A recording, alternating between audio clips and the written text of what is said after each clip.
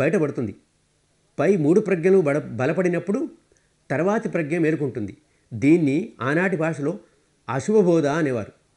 అశుభం అంటే వేరే అనుకోకండి. ఆ కాలంలో ఏది అందంగా లేదో దాన్నే అశుభము అనేవారు. పైకి ఎంతో అందంగా ఉంటుంది, చాలా అందంగా అనిపిస్తుంది, కానీ వాస్తవానికి అందంగా లేదు. ఎప్పటి వరకు శరీరం అంతా ఒక్కటిగా అనిపిస్తుందో, సంఘటితమై ఉంటుందో అప్పటి వరకు అది ఎంతో అందంగా కనిపిస్తుంది. మేడిపండులాగా. ఒక పురుషుడు స్త్రీని చూస్తాడు. ఆమె శరీరం సంశ్లిష్టమై సంఘటితమై ఎంతో అందంగా ఉంది. వాడు పిచ్చెక్కిపోతాడు. అలాగే ఒక స్త్రీ ఒక పురుషుని చూస్తుంది. అతని శరీరం సంశ్లిష్టమై సంఘటితమై ఎంతో అందంగా కనిపిస్తుంది. ఎంతో అందంగా ఉంది అని పిచ్చెక్కిపోతుంది. కానీ నిజంగా అనిత్య దుఃఖ అనాత్మ బోధనలో బలపడి ఉంటే ఆ అందాన్ని పరికించి వేమనలాగా, ఓరి నాయన ఏమిటి అందం, ఆ అందం అంటే ఏంటో చూడు, ఈ తల వెంట్రుకలు ఎంతో అందం, కోమల కుంతల అలకావళి, అదే ఏ కవో అయితే ఇంకా ఎన్ని రకాలుగా వర్ణించేవాడో. ఎంతో అందం, ఎంతో అందం. మరి ప్రొద్దున ఏమైంది పాపం, ఆ తల్లి అన్నం వండుతుంటే తల మీద 2 గడ్డిపోచలు అన్నంలో పడ్డాయి. ఆమె వడ్డించింది, ఆయన కంట పడ్డవి. వెంట్రుక కేకలేస్తాడు. దరిద్రపు చుట్టు ఇక్కడికి వచ్చిందే. అరే ఏం దరిద్రపు జుట్టు, సాయంత్రమంతా రాత్రంతా ఎంతో అందమైన జుట్టు, ఎంతో అందమైన జుట్టు అంటూ ప్రశంస పొందిన ఆ వెంట్రుకలే ఇప్పుడు వచ్చాయి. తిను మరి, ఎందుకు కేకలేస్తావు? ఆమె ఒంటిపైన ఉన్నప్పుడు అవి అందంగా ఉన్నాయి. ఆమె నుండి విడివడిన వెంటనే అందంగా లేవు, దరిద్రంగా ఉన్నాయి. ఇదే సంశ్లేషణపు మాయ. కలిసి ఉంటే కలిగే మాయ, సంఘటితంగా ఉన్న మాయ, సంయుక్తీకరణలో ఉన్న మాయ. వియుక్తమైన వెంటనే, విశ్లేషమైన వెంటనే, విఘటన జరిగిన వెంటనే, విడిపోయిన వెంటనే దాని నిజమేమిటో అర్థమవుతుంది. ఇంకా ఏం అందముందయ్యా, కొంచెం ముందుకు పో. పళ్ళు పలువరుస ముత్యాల పంక్తిలా ఉన్నాయి.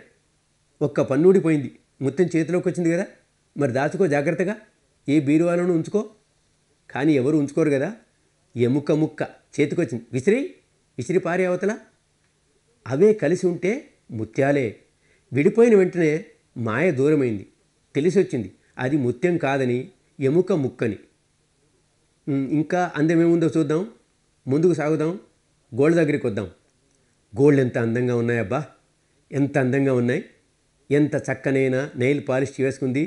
ఒంటి ఛాయతో కలిసే నెయిల్ పాలిష్, చీర రంగుతో కలిసే నెయిల్ పాలిష్, ఎంత అందమైన నెయిల్ పాలిష్. ఆహా, గోళ్ళు అందమే, గోళ్ళ రంగు అందమే. పాపం మళ్ళీ అదే జరిగింది. గోళ్ళు గిల్లుకుంటూ ఉంటే ఒకటి అన్నంలో పడింది. ఆయన వడ్డించింది, ఆయన పట్టుకున్నాడు. ఇంకేముంది, కేకలు. పాడుగోళ్ళు, దరిద్రపు గోళ్ళు. కేకలు ఎందుకయ్యా, ఎక్కడి దరిద్రం గోళ్ళు బాబు, అవే అందమైన గోళ్ళు, ఆ నెయిల్ పాలిష్ గోళ్ళు. అదే అందమైన భోజనం, అందమైన గోళ్ళు డబుల్ అందమైనవయ్యాయి కదా. తినుమరి. ఎక్కడ తింటాడు? అరే ఎంతసేపు ఆ గోళ్ళు ఒంటి మీద ఉన్నాయో అంతవరకు అవి అందంగా ఉండినాయి. వేరైన వెంటనే తెలిసి వస్తుంది ఎక్కడుందో ఆ అందం. అదృష్టవశాత్తు ప్రకృతి మనపై దయతలిచింది. పోనీ లేకపోతే పరమాత్మేనండి చాలా దయ చూపాడు మన మీద.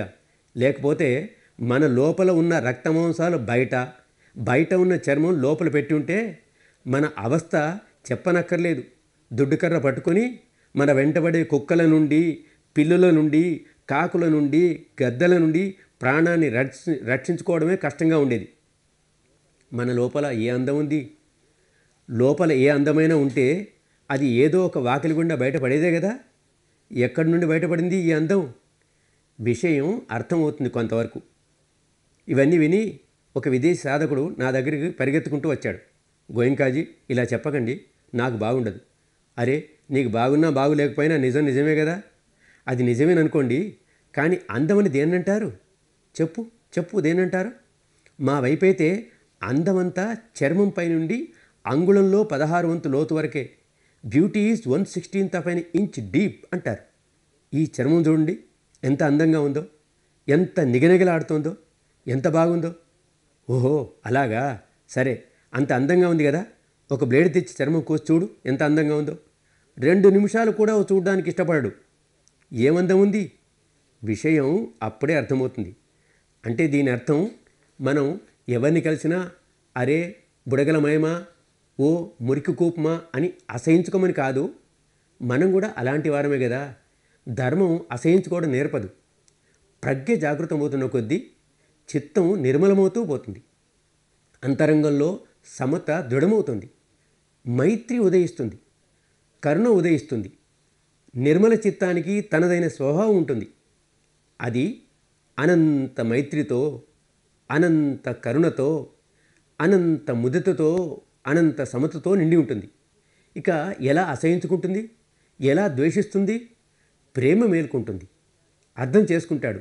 ఇవన్నీ ప్రకటిత సత్యాలే, కేవలం అలా అనిపిస్తాయి.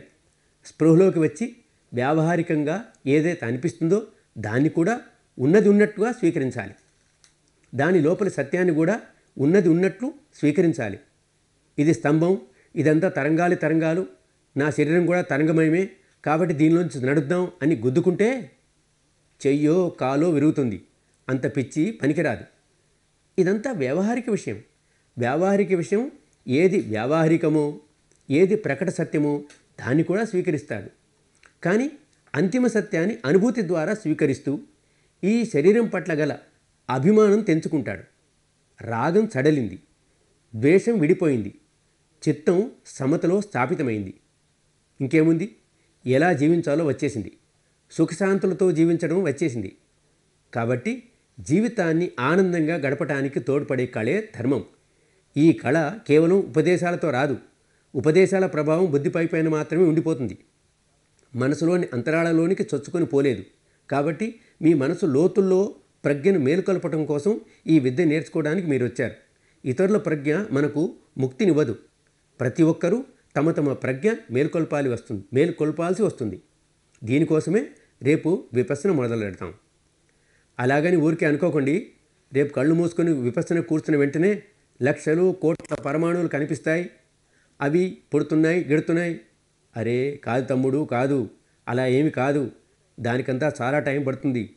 కానీ ఇప్పుడు మొదలవుతుందంతే. మీలోని సత్యాన్ని దర్శించడం మొదలవుతుంది. అనుభూతి స్థాయిలో చాలా స్థూలమైన సత్యాలు ముందుకు వస్తాయి. చక్కగా పనిచేస్తే ఈ 10 రోజుల్లోనే ఎంతో లోతులో వెళ్ళగలుగుతారు. సుదూరమైన దారి. ముక్తావస్థ చేరడానికి చాలా దూరం వెళ్ళాలి. బహుదూరపు బాట కదా. కానీ మొదలు పెట్టాం కదా, చాలా మంచి ప్రారంభం అవుతుంది. కాబట్టి దానికోసం అందరూ గట్టి ప్రయత్నం చేయాలి. ప్రతి సాధకుడు, ప్రతి సాధకురాలు స్వయంగా కృషి చేయాలి. ఎవరి అండదండలతోటే జరిగే పని కాదు. ఎవరి కృపతోనో జరిగేది కాదు. ఎవరో జాలి చూపితే అయ్యే పని కాదు. నీపై నువ్వే కృప చూపుకో. నీపై నువ్వే జాలి చూపుకో. ఎలా తయారయ్యామో చూడు. ఎలా బయటపడతాం దీంట్లోంచి. ఎంతో అదృష్టం కొద్దీ మనకు ఈ దారి దొరికింది. ఈ దారిపై నడుస్తూ నడుస్తూ మన దుఃఖాలన్నిటి నుండి బయటపడదాం. మన వికారాలన్నిటి నుండి బయటపడదాం. ఇవాళ రాత్రి, రేపు మధ్యాహ్నం 3 గంటల వరకు ఎంత సమయం ఉందో ఆ సమయమంతా, బాగా నిద్రలోనున్న సమయంలో తప్ప మిగతా సమయాన్నంతా ఈ చిన్న ప్రదేశంపై ఎంతో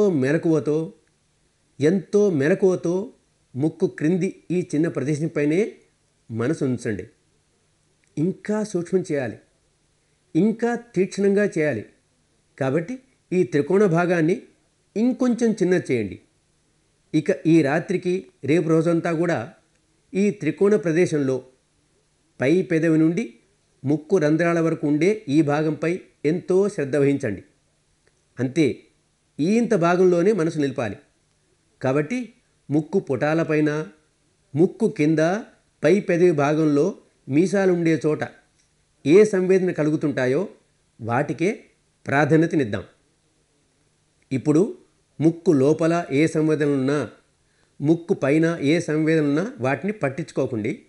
ఈ ప్రదేశాన్ని ఎంత చిన్నది చేస్తుంటే మనసు అంత తీక్షణమవుతుంది, అంత అధిక సంవేదనశాలి అవుతుంది.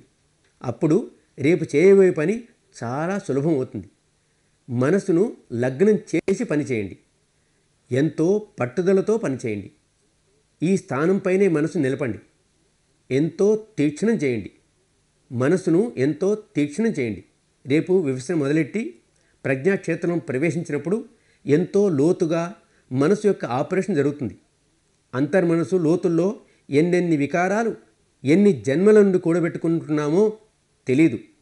ఎన్నో చిక్కుముడులు వేసుకొని ఉన్నాం. ఇవన్నీ విచ్చుకొని బయటకు వస్తాయి. వాటి నుండి విడిపడతాం. ఎంతో మంచి జరుగుతుంది. ఎవరు ఈ శుద్ధ మార్గంలో నడుస్తారో, శీల సమాధి ప్రజ్ఞలను పెంపొందించుకుంటారో వారంతా తమ మేలు సాధిస్తారు. స్వస్తి ముక్తులను సాధిస్తారు. తమ మంచిని సాధిస్తారు. వారు ఏ సమాజం వారైనా, ఏ సంప్రదాయం వారైనా, ఏ జాతి వారైనా, ఏ వర్ణం వారైనా తేడా ఏమీ ఉండదు. ధర్మక్షేత్రంలో భేదభావాలు ఏమీ లేవు. ప్రతి వ్యక్తి కృషి చేయాలి, బాగా శ్రమించాలి, బాగా కష్టపడాలి. చక్కగా పనిచేస్తూ మీ దుఃఖాలన్నిటి నుండి బయటపడండి. మీ వికారాలన్నిటి నుండి బయటపడండి. మీ శుభం సాధించండి, మంచిని సాధించండి, స్వస్తి ముక్తి సాధించండి, స్వస్తి ముక్తి సాధించండి.